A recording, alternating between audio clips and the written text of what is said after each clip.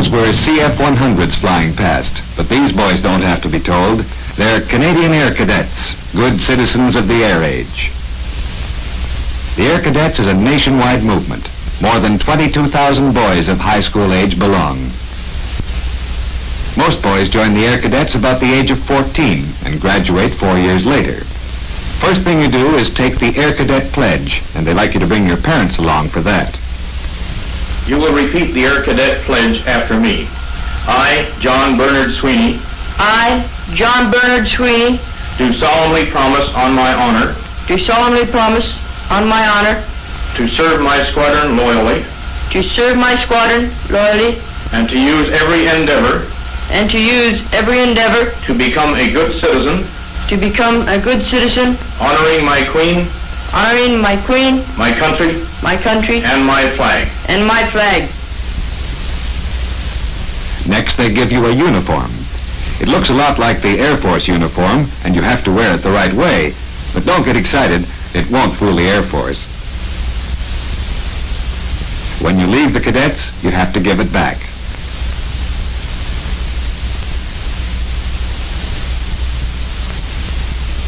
One night a week, the squadron gets together for classes. These are held in schoolrooms or community halls or in Air Force buildings, and sometimes the squadron has its own private headquarters provided by the local sponsoring committee.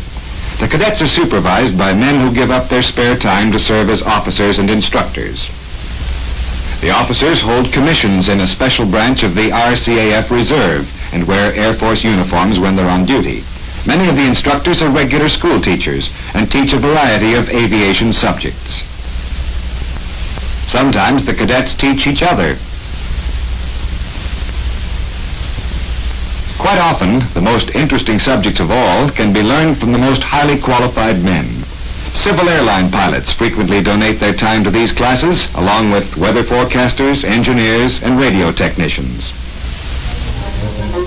After class, it's off to the canteen for a Coke and a sandwich. The Mother's Auxiliary is standing by for the invasion.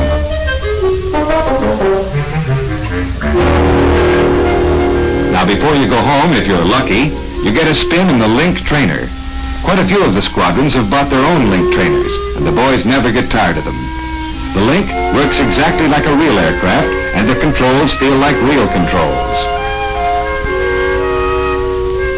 It has all the basic instruments you find in an aircraft, and an intercom to talk with the ground controller. When the top is closed, you can't see anything but the dials on your instrument panel, and you get all your directions from the ground. This is blind flying, or instrument flying. Experienced pilots can fly anywhere this way. When summertime comes, it's time for camp. 2 weeks of life on an Air Force station, carefully planned to give the cadets all possible benefits provided by the Air Force facilities. The cadets have their own barracks, their own officers, their own special time in the Airmen's Mess, and their own canteen and hobby shop.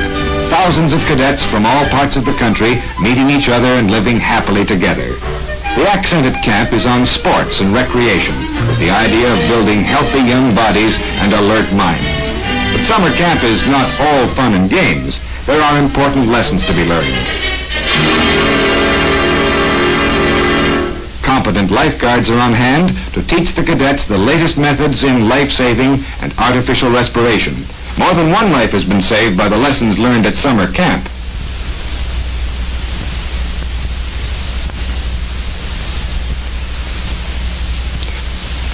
This lad is supposed to be unconscious. Easy now, don't bump his head.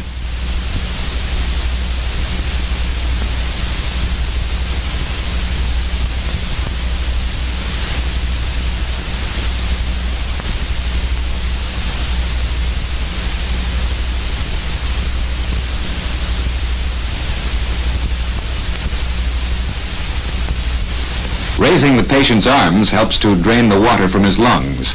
Massaging his legs helps his circulation.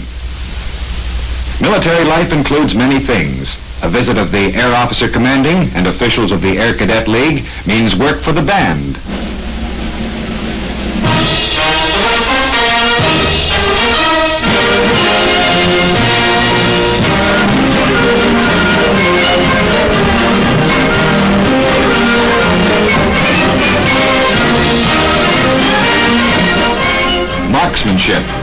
the safe handling of firearms is a regular part of the training, both at summer camp and at the squadron.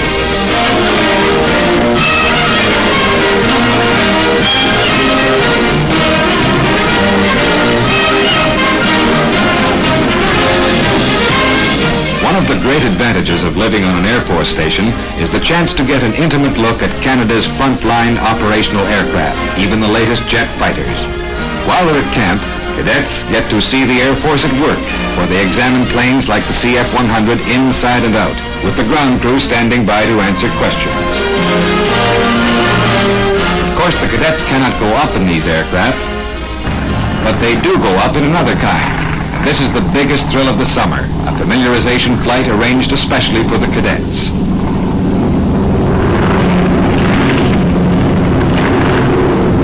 All the cadets have been thoroughly briefed and provided with maps in order to practice navigation.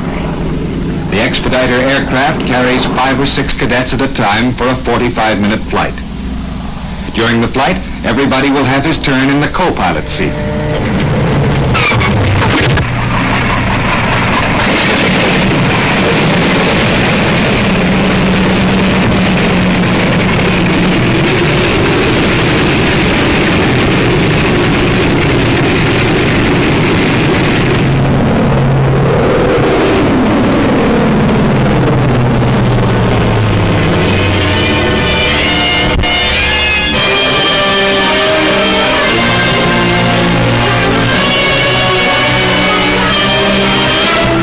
A special treat for the boys at this West Coast camp is a ride on the Pacific Ocean in an RCAF crash boat, one of the fastest boats you'll find anywhere.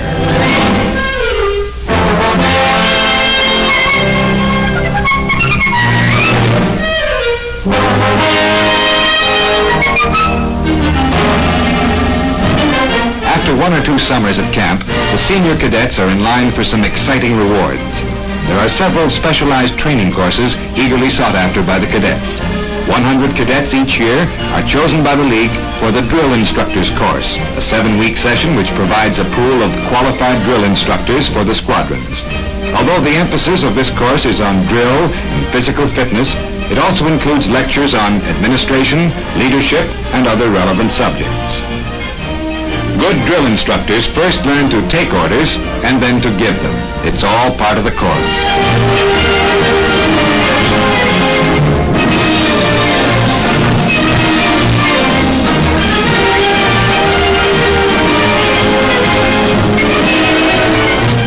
Everyone who graduates successfully from this course is given a training bonus of $100.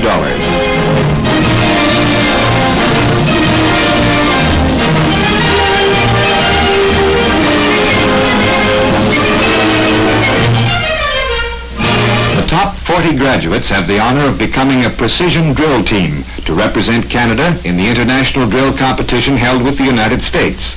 It requires long hours of practice, for intricate movements have to be learned by heart.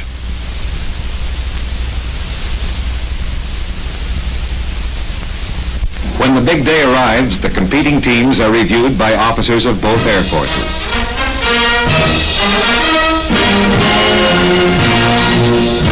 The American team leads the parade.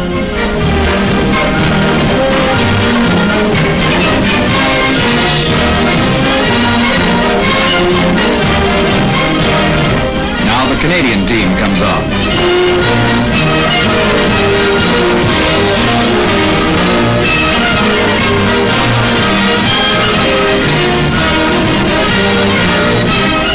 The judges look them over.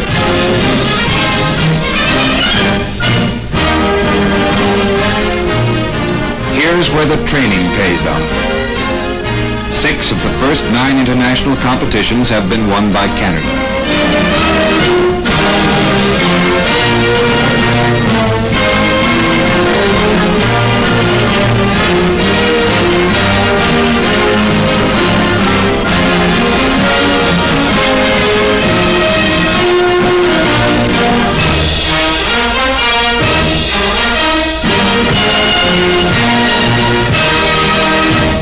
After the Canadian performance, the panel of judges adds up the score. Now the American team is inspected. The 4 judges are qualified Air Force officers 2 from each of the competing countries. The American style of precision drill is radically different from the Canadian. They call it monkey drill.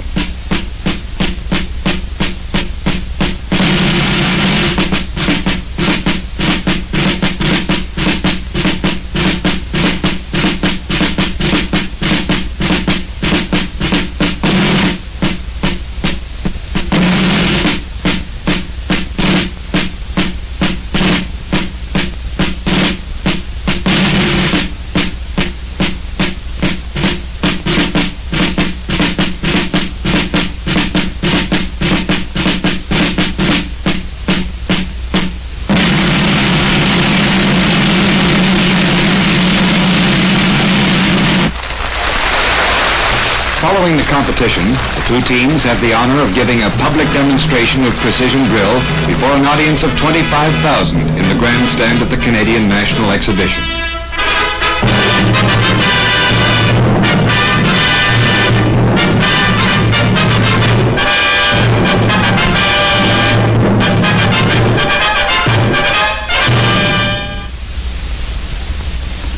But there's more to being a senior cadet than learning about drill. The Air Cadet movement has a real need for administrative and organizing talent and leadership. These qualities are developed by the Senior Leaders course, which also lasts 7 weeks and again pays a $100 bonus to its graduates.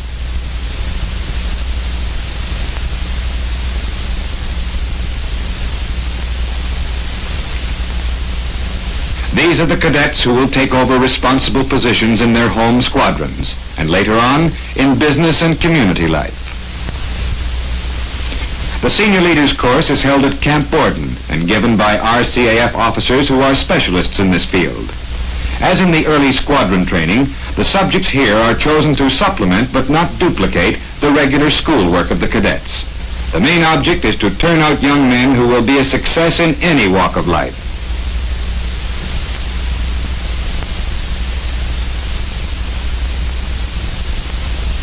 The cadets are encouraged to think for themselves and ask intelligent questions in developing the attributes of leadership. And one of the basic essentials of leadership is effective public speaking. For this, the tape recorder has been found to be a valuable help. Not everybody knows how his own voice sounds to others.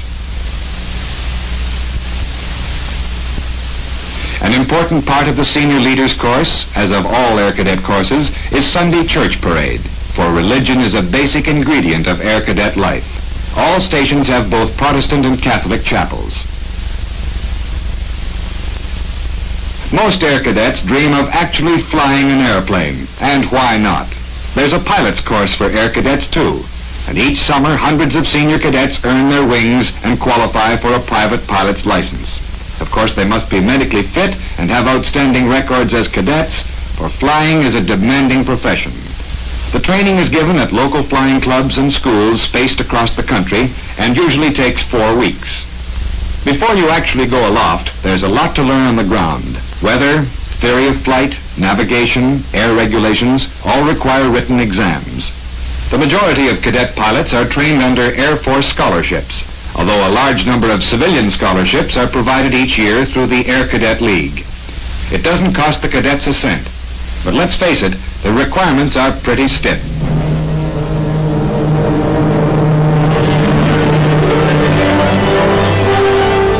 Now let's go along with the cadet who's about to make his first solo.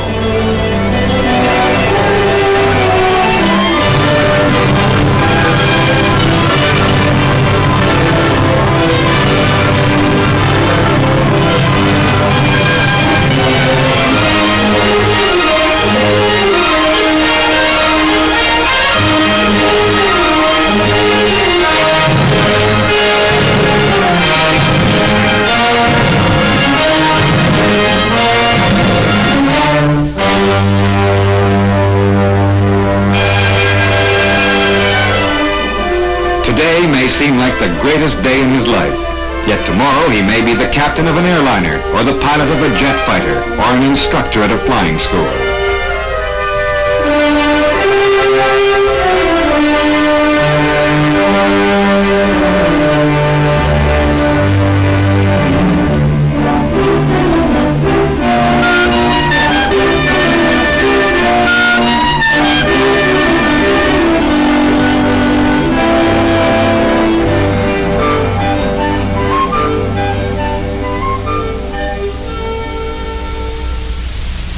Yes, there's a great future in aviation for those who are eager to learn.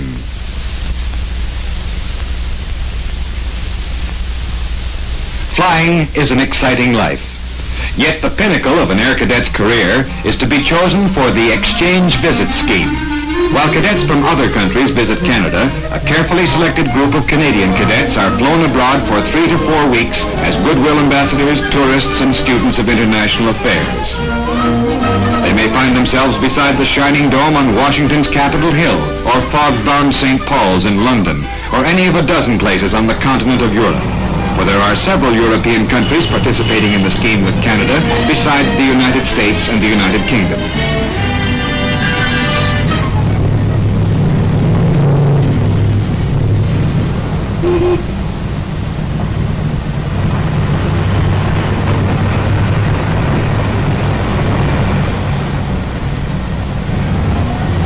How is all this possible? How do these boys come to be looking over Westminster Abbey at no expense to themselves or their families? Who provides all the costly training, equipment, and rewards these boys enjoy? Part of the answer is given in the annual dinner of the Air Cadet League of Canada, the civilian organization on which the movement depends for its life. For every squadron in the cadets is supported by a sponsoring committee of local businessmen and interested citizens, and there are similar voluntary committees at provincial and national levels. In the presence of the Minister of National Defense and high officials of the RCAF, the members of the League are thanked by Air Marshal Sleman. It is a pleasure for me, as a serving officer and Chief of the Air Staff, to pay tribute tonight to the men gathered in this room and to the many thousands of like gentlemen across the country who have made such a great contribution to the Air Cadet movement. I cannot express too much my gratitude and admiration for the work of these fine men and for everything that the Air Cadet League has come to mean in making Canada air-minded, in the growing strength of the RCAF, and above all, in the welfare of young men. To train these young men as Air Cadets is to build good citizens. And as a member of the RCAF, I can tell you sincerely that we take great pride as your partners in joining you and participating in this great work.